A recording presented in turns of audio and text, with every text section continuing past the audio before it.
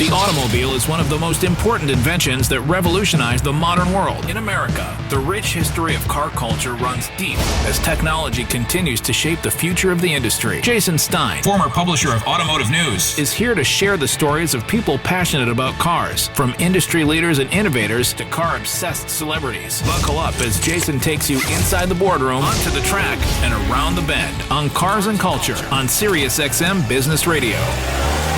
Hi, I'm Jason Stein, host of Cars and Culture. Before we get to this week's interview, I want to say that this episode is brought to you by Connected by Reynolds & Reynolds. I love the conversations I get to have on this show because they're exactly that. They're conversations. Another podcast I found worth checking out for conversations is Connected by Reynolds & Reynolds. Greg Ulan goes deep with guests on everything from used car acquisitions to finding your niche and selling to it.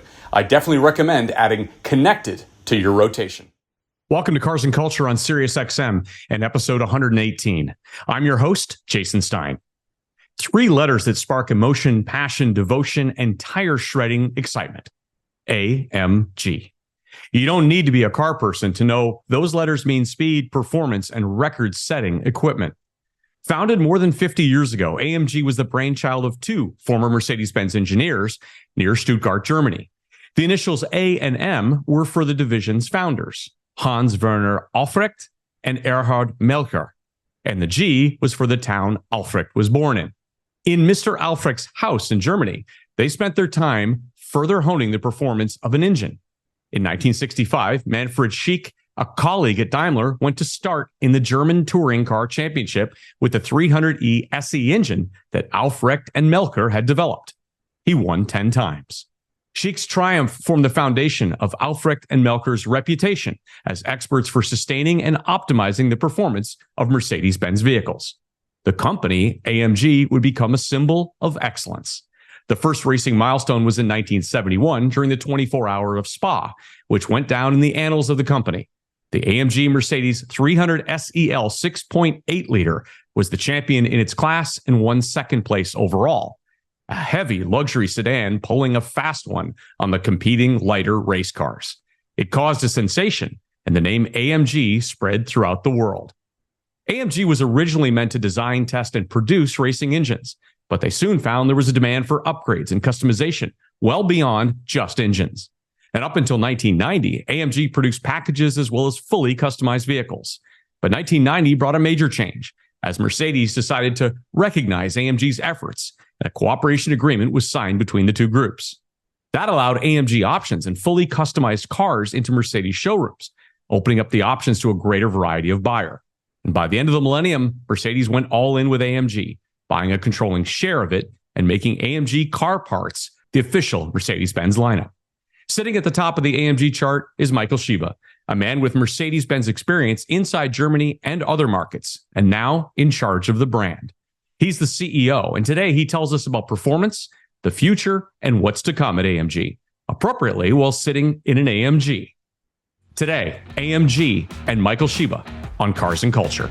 Hello, this is Michael Schiebe. I'm the CEO of Mercedes-AMG and head of the business units G and Maybach. And this is Cars and Culture with Jason Stein. This is a first. We are sitting in the back of a vehicle doing a Cars and Culture interview, and I'm with the head of AMG. I couldn't think of a better place to be in order to conduct this interview than in this wonderful new advanced vehicle with you, Michael. Welcome. Thank you. Thank you for having me. Thank you for being on the program. Appropriate that we're in one of the most technologically advanced vehicles that Mercedes-Benz is producing right now. Tell me a little bit, tell the listener where we are and the significance of this vehicle. This is the Mercedes AMG EQS. We just launched the car a couple of months ago. It's the AMG version of the EQS, which is a sedan in the upper luxury segment. And of course, it's all electric, which makes it different because it's based on our first all-electric platform. And we launched it in the market as a sedan, also as an SUV, the EQS SUV. And we have a little brother, which is the EQE. And of course, it has loads of power. Comfort features like hell, so everything you can Right. imagine. I think you just tested Yes. the cooling of the seat, and it has just very performant driving behavior, and of course everything that you can imagine or you wish from an electric car. The significance of these vehicles, Yeah. and by the way, I should say that we're not only sitting in the car, but we're sitting at the car at Pebble Beach, Yeah. just steps from the AMG Star Lounge. The significance of having this vehicle at Pebble Beach and what it means to your customers. Of course, we are in the transformation from the combustion engine era in automotive manufacturing and engineering, and then full throttle ahead, I would say, into the electric era. And that was our first milestone, so to say, with the EQS, and that's why it's so important here. This is not the newest baby of our family. So what we do here at Pebble Beach is we present again the Mercedes EQS SUV Maybach, which we launched at the Shanghai Auto Show in April. And we are just about to launch it in the US market, and looking forward to the first customer deliveries there. What's been the reaction to AMG, which has been known for, you mentioned the phrase full throttle. Yeah. There's no other phrase that comes to mind than full throttle with AMG, but to have an AMG affixed to an electric vehicle, what's been the response to that? Of course, we have still this pure petrol heads in our customer base. Yeah, Just a few of them. just a few of them. But when we thought about the future of AMG and of course Mercedes-Benz in general, there is no way around like just keeping the combustion engine forever. So there was not a question at all. So, but we said when we transfer AMG into the all-electric future, we need to make sure that we also transfer the DNA of the brand into the future. That's why in a very early stage we thought, what are the things that make an AMG real an AMG? And AMG always stands for driving performance, for agility, and for emotion. And emotion can be maybe the design, also the sound of the car, which is, many of us and our customers know AMG for the sound of the V8s, etc. And so we said, okay, we will have certain criteria which will become less important in the future, because it doesn't really make sense to have an electric car with the sound of a V8. Right. Maybe you can offer something like that, but I think it will not be the feature in the future. So we defined certain criteria and say, okay, this is AMG, I would say the AMG profile today, and this is going to be the AMG profile in the future. And sound will be an important profile feature in the future as well, but it will be different. It will be a distinct feature, but we are working on it. And with our AMG EA platform, which will be our first AMG dedicated electric platform. Purely platform, yeah. Yes, we will also have nice sound features on board. Interesting. Yeah. Yeah. Okay. So those who believe in that aspect of AMG will be satisfied. Yes, With everything that. definitely.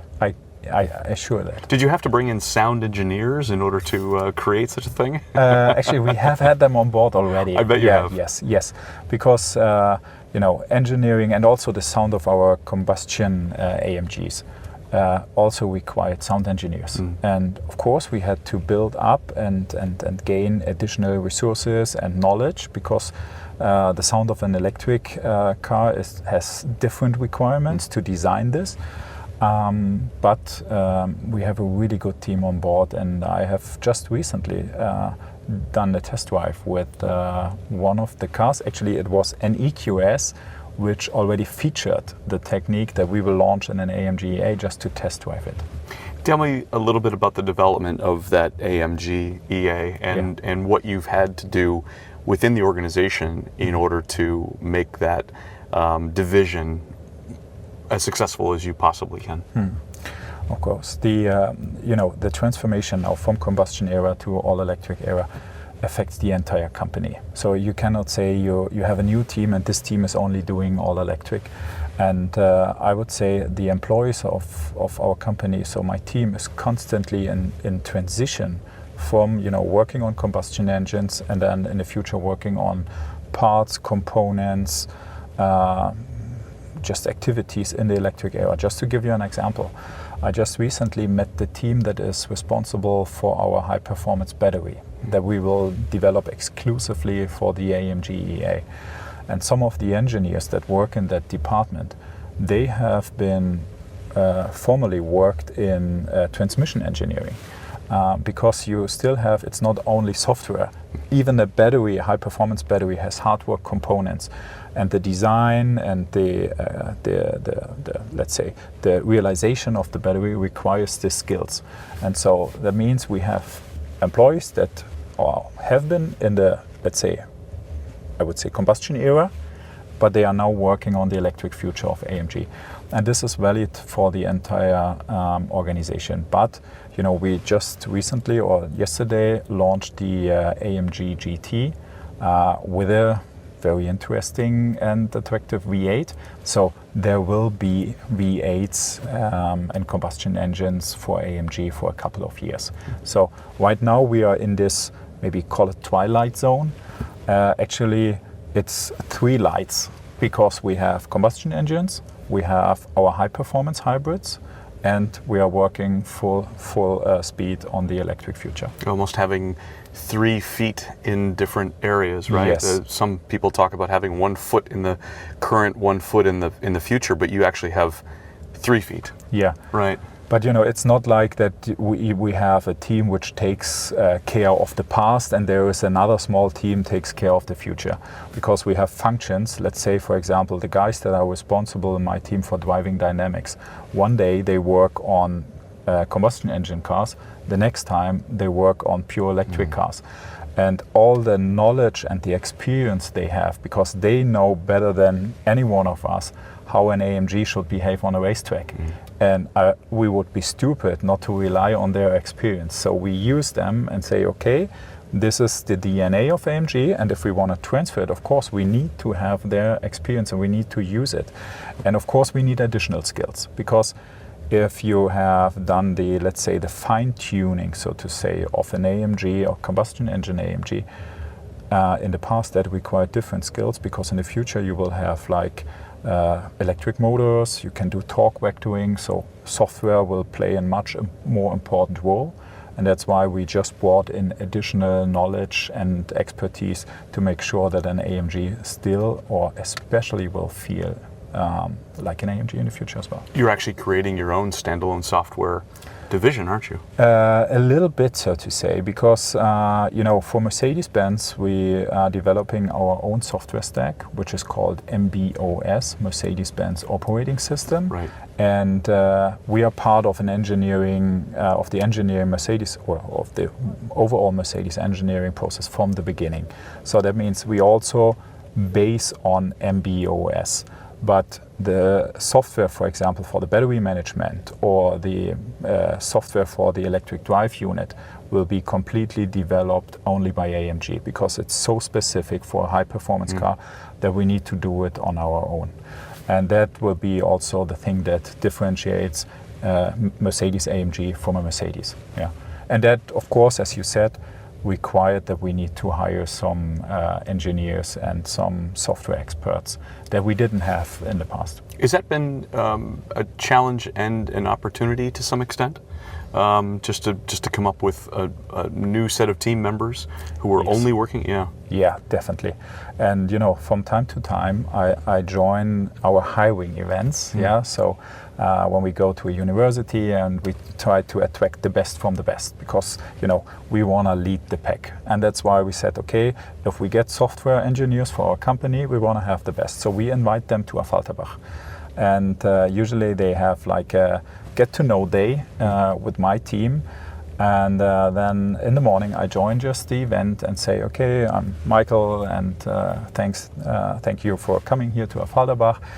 And then in the afternoon, when they have gone through our departments, to our location and what we are doing, I say, you know, what might be the difference from us to a software company? If you work in a software company, of course, you know, you have this big software player here in the Silicon Valley and whatever.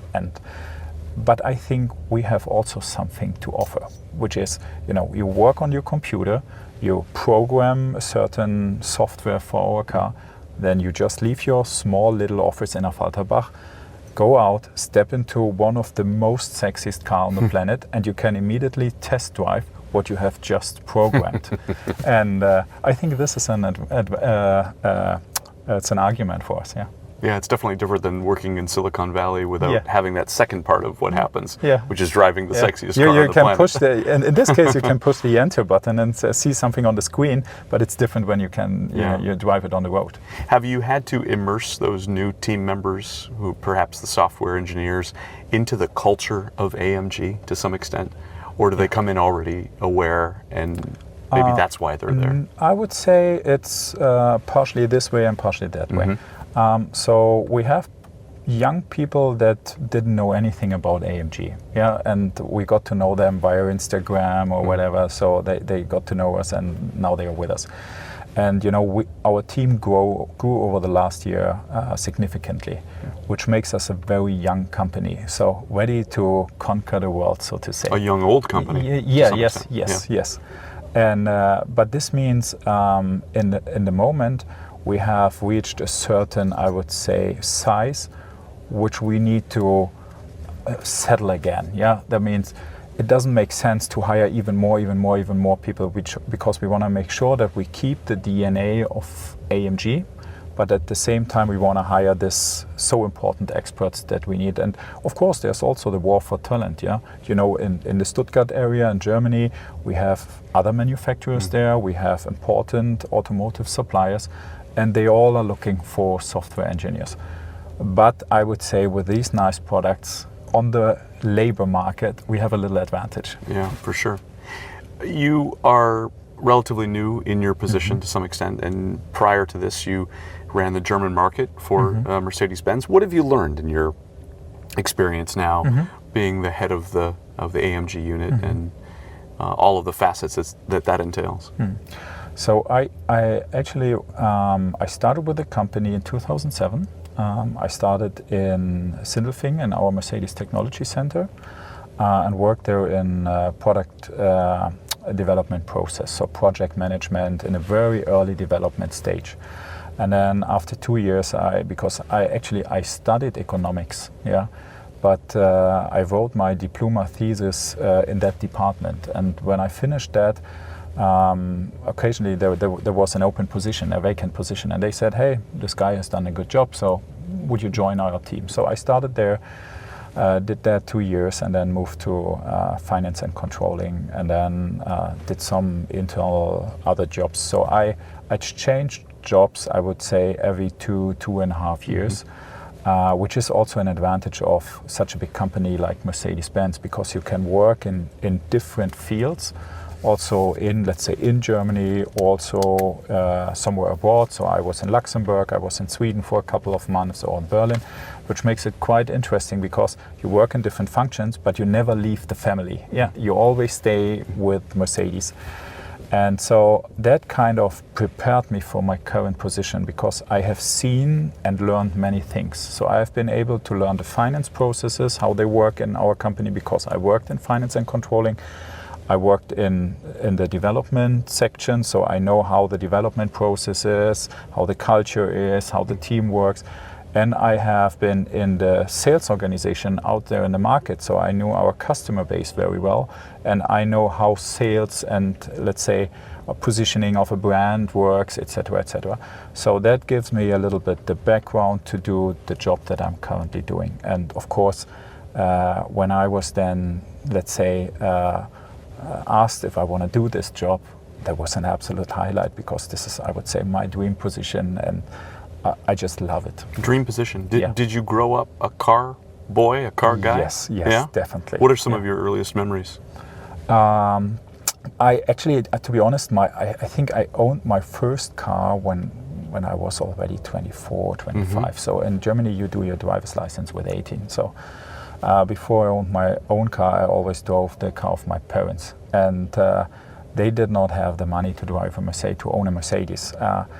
And so I started, my first car was actually a Smart. Oh, Yeah. okay. Well, at least you were in the family. Yeah, at least in the family. So that was when I was already with Mercedes, but it was the cheapest entry point that I could do. Yeah. 4.2? Yeah. A 4.2, actually at that time a 4.2 diesel. Okay, sure. With 33 kilowatts. So it was the smallest engine that you can get. And there's a funny story around that, because I drove that car, and then I was eligible to my first company car, which I selected, and it was an AMG at that time. It was a W204. There was the C-Class, the C63, 6.2 liter. Wonderful.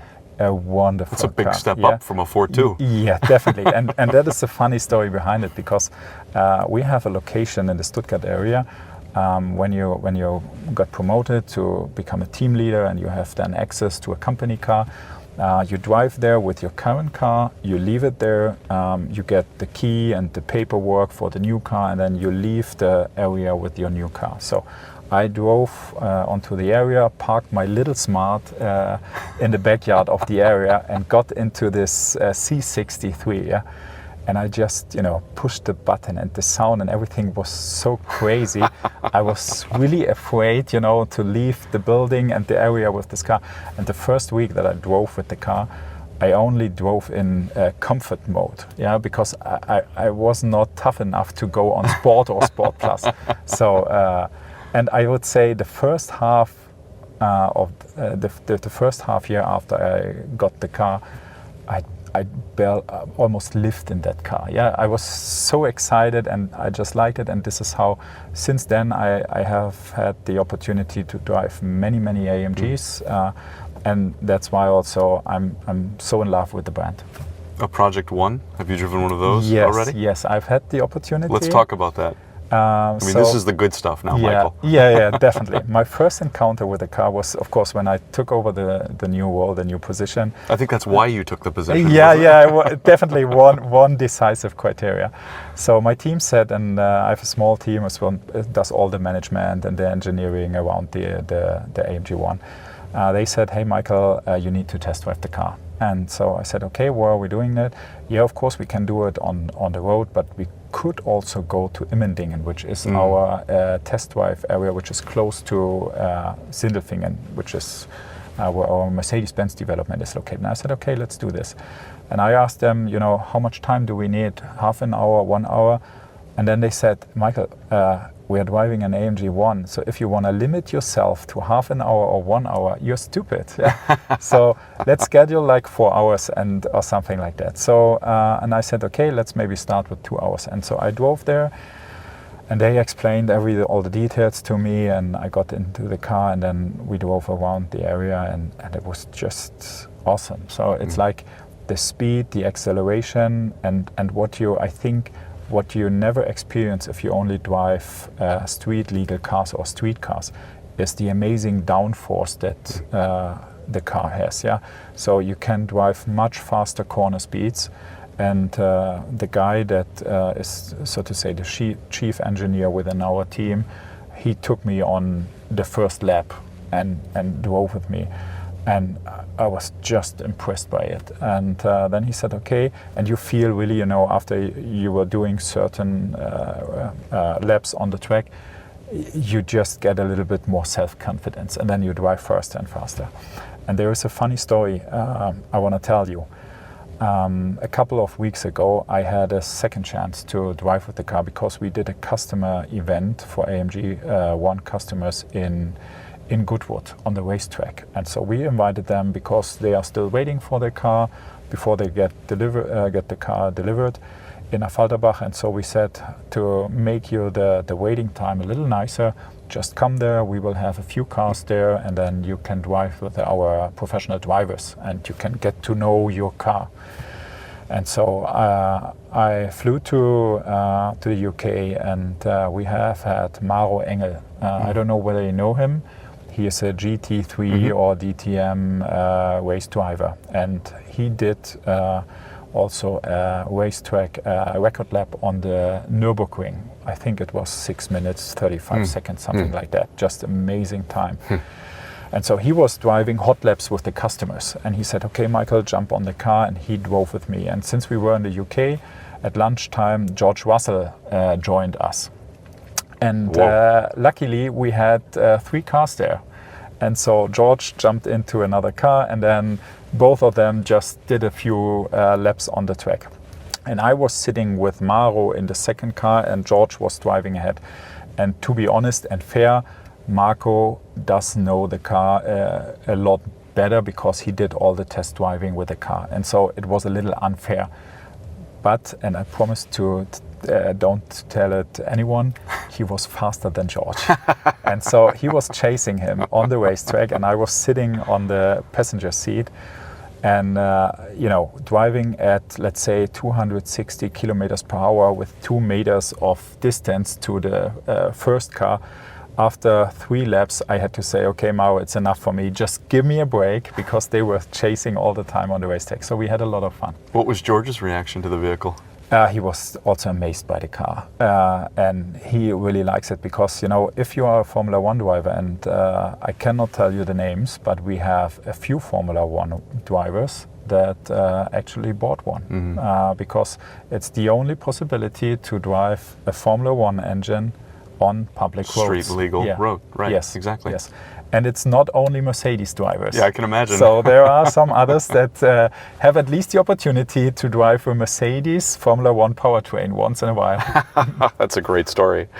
How many Project Ones will there be? 275. Okay. Yeah. And what's the rollout like on that? What's the estimated time of delivery for customers over the next few years? What's the...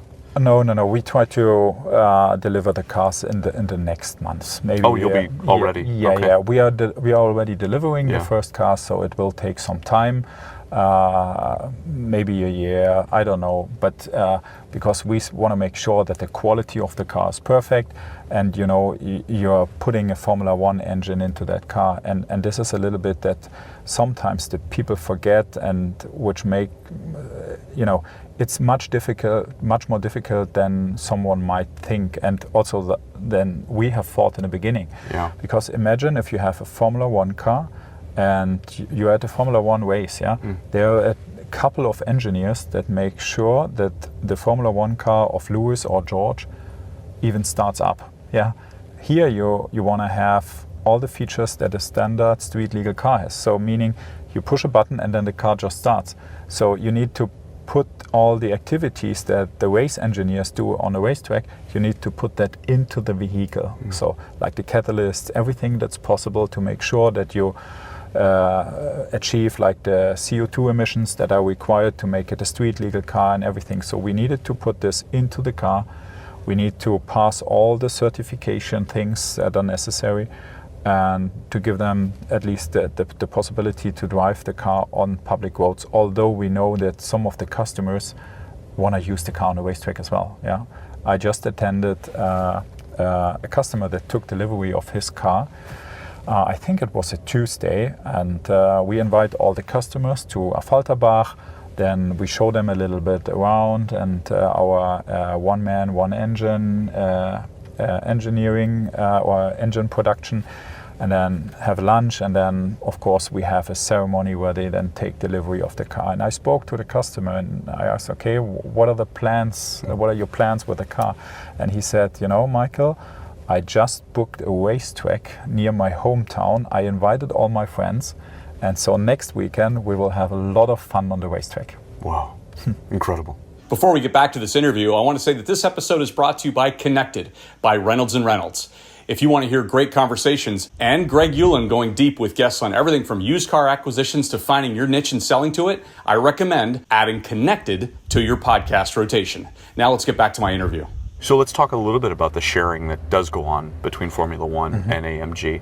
I know that you're very close business units, and there's a lot to be learned from both sides. Yeah. And in fact, AMG through the years has always been the beneficiary of any technology that's on the track.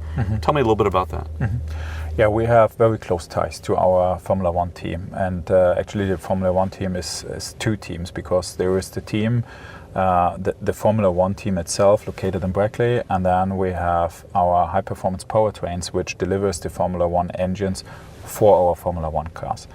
And like our high-performance plug-in hybrids, like in the GT S63E performance, are heavily inspired by Formula One technology. And of course, we try to use that as much as possible.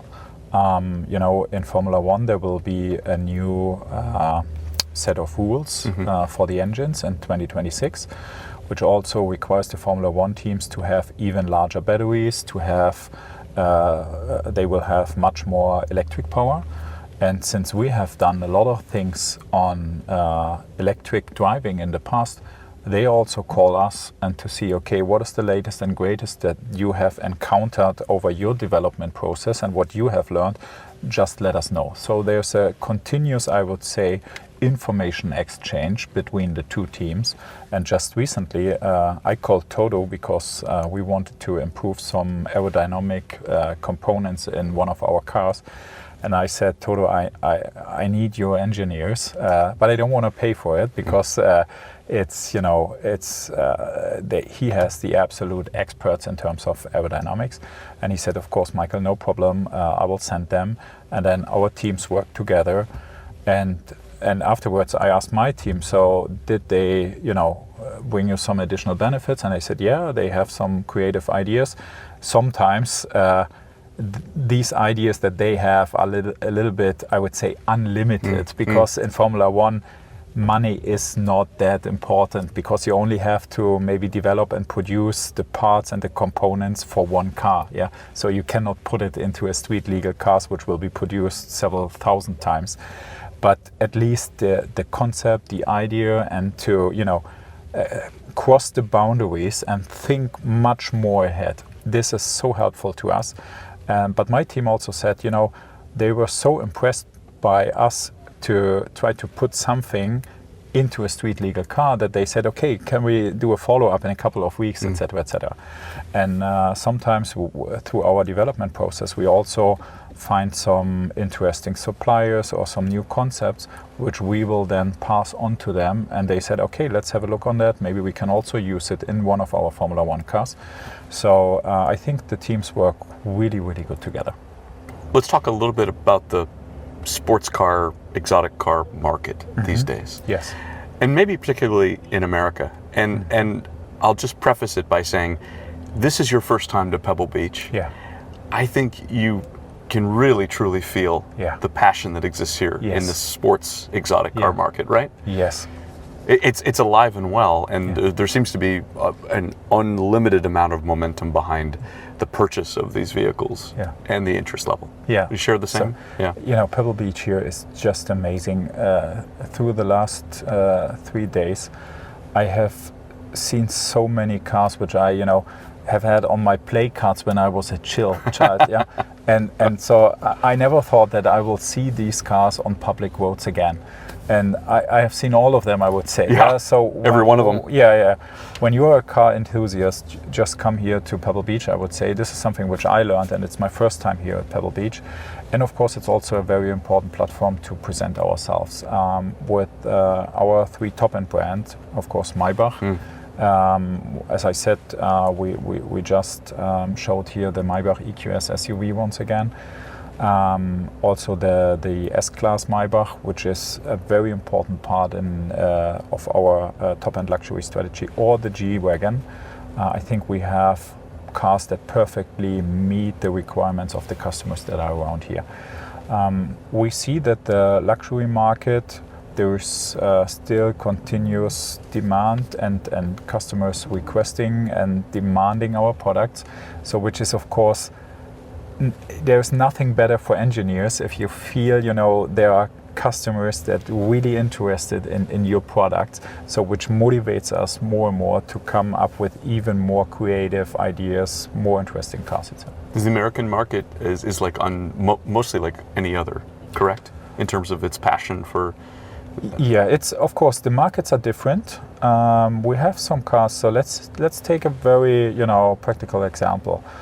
In the US, especially here in California, large convertibles or coupes are highly demanded. China, where we have also a huge customer customer base for our Maybach products, two-door coupes are not that demanded and requested. So we need to make sure that in our portfolio we cover all the products that satisfy the customer wishes and requirements. And the US market, of course, is one of our most important markets. And of course, they like the cars that we like to develop and produce. Yeah. Yeah, for sure. You mentioned G-Wagon, part of your responsibility. Yeah. I was there when Arnold Schwarzenegger introduced the latest incarnation in Detroit at the Detroit Auto Show. What's the future of the G-Wagon? Where do you want to position that vehicle going forward? It's so iconic. Yeah. Has its own culture too. Yes, and you just said it. It's so iconic. So we want to leave it exactly there where it is. Yeah, it's just an icon in our product portfolio.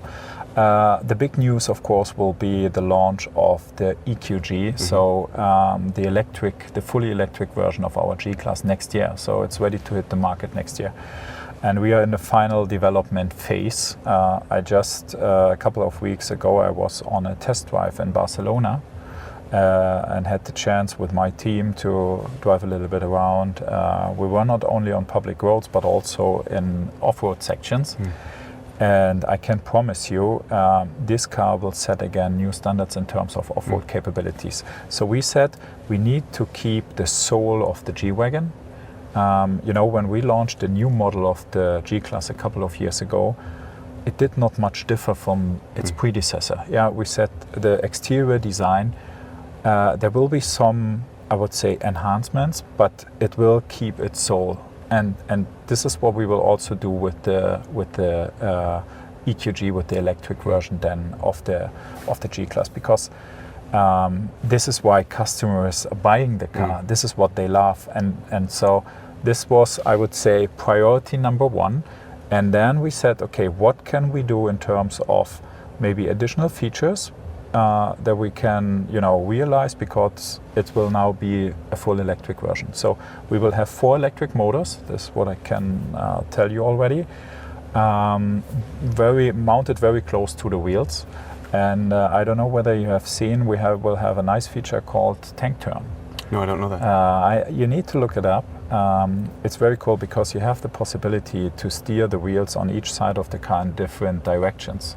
So you can sit in the car, it's placed on a position, and then you just activate the tank turn and the car will just turn around on the current position without steering at all. It's crazy. Amazing. Yeah.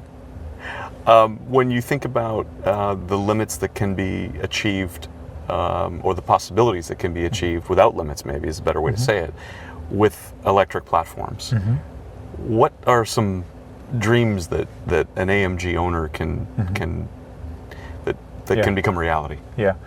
So what are the possibilities? I guess is what I'm saying. Okay. So we always, sometimes when I listen to people or also to customers and I speak to them, of course, if you have the petrol heads, they say, yeah, but then in electric future you won't have this and that anymore.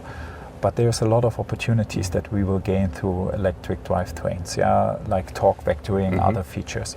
So, having an electric car, straight acceleration is not a problem. You see some compact cars or sedans which can accelerate on a straight very fast.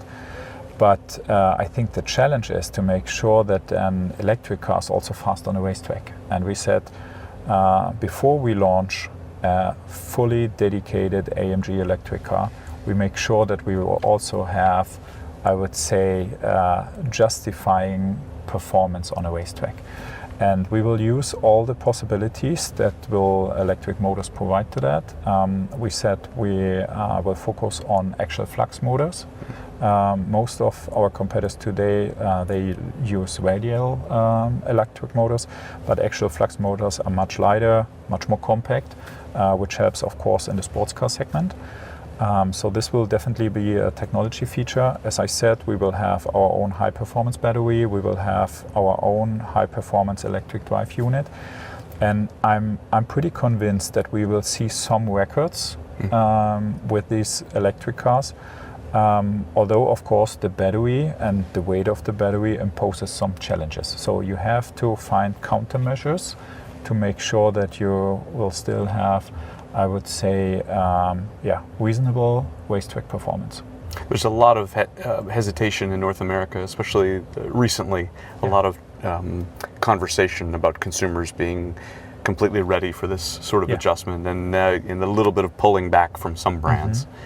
Do you worry that the consumer is ready to go all in on this, or is there enough of a bridge to get? And maybe the AMG GT is a perfect example of the bridge that gets you to where you need to be.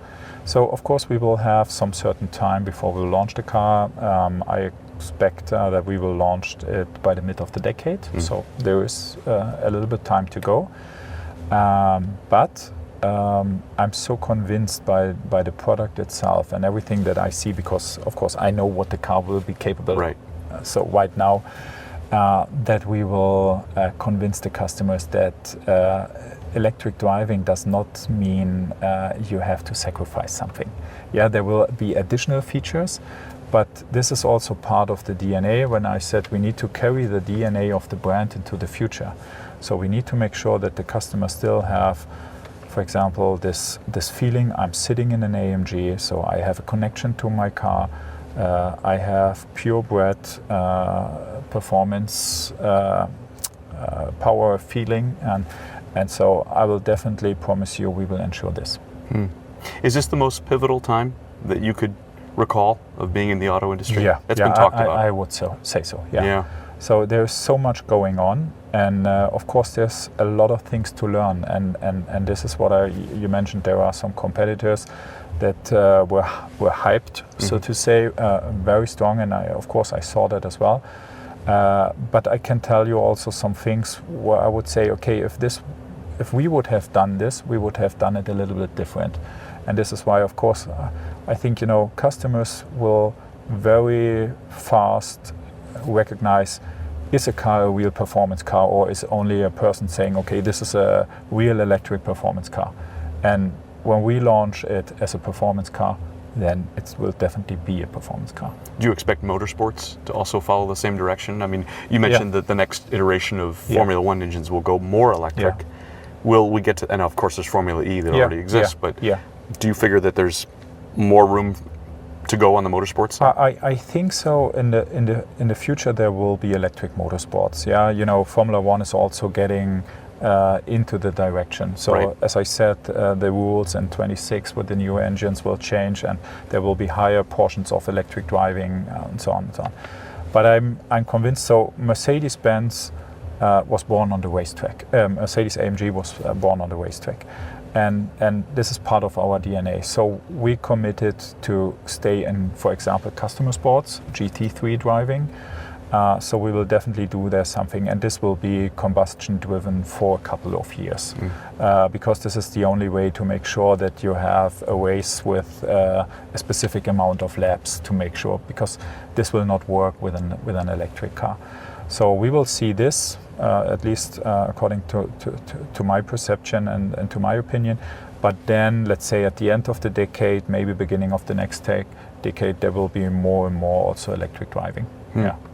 But I would say in the next years we will focus in customer sports, I would say at least on combustion engines. A couple of final things. If we have this conversation a year from now, sitting here at Pebble Beach for your second Pebble Beach visit, what will you want to have accomplished in the previous 12 months? Oh, interesting question. First, I want to see the AMG GT that we launched yesterday in the first customer hands, and of course customers should be satisfied with the car. They should love it, and that will be a big achievement. Of course we want to grow the brand. We have a lot of cars just launched recently, like our C-Class, the C63, the C43. Next year the GLC will hit the market in the US. So if we can increase our customer base and have customers that are impressed by what we are doing, I think that will be a big achievement for me. In a vehicle like this, the EQS into more hands, and the realization by the customer that everything stays the same with an AMG. It's just a different drivetrain. Yes. Because that's really the only thing that's changing, truly. Yes. Right. Yeah. and perhaps a return on the motorsports side to a more competitive nature. I mean, Mercedes-Benz was competitive dominant for so long, and now we see a bit of a flip that's gone on in the last 2 years. But I know that no one's resting over there, correct? No. Yeah. That's just, it's motivation, and of course sometimes it's also frustrating, to be honest. But this is like in every sport. It's good to be the first and the best, but it will change over time, and it would be boring for all the fans if there would be only one team that is winning, and we have done that many years. So now there are other teams that are also quite successful, but I can assure you that the team in Brackley is just working like hell to turn it again into our direction, and that we will lead the teams and the races as well. Finally, you'll be in Las Vegas for the race this year, won't you? Yes. Yeah. What's that going to be like? I think this is going to be a huge event. Of course, Las Vegas and Formula One together, it's just an amazing combination. I'm looking forward to that. We also plan to do some customer events around that. And I think everyone is just excited to see how that works out. And I'm really impressed by, the Netflix series that kind of brought also new fans to the race series. So you see how Formula One in the US grew over the last years. It's just impressive. Crazy. It's crazy, and we see that our fan base, so the Formula One team fan base, grew over the last years significantly. So I'm really excited and looking forward to that event. You have come a long way since that Smart 4.2 that you dropped off. Yes. In your first AMG. Thank you for having me in the back of the EQS and for talking about your own path as well as the path of what's to come with AMG. Thank you for having me. Thank you, Michael. Thank you. Enjoy Pebble Beach. Thank you. Thank you to my guest today on Cars and Culture, Michael Schiebe, CEO of Mercedes-AMG. To see my interview with Michael, go to the Cars and Culture YouTube channel. Like and subscribe to see more than 115 interviews and nearly 1,000 videos. You can follow us, of course, on LinkedIn, Facebook, Instagram, and Twitter. I'm Jason Stein. We'll see you down the road.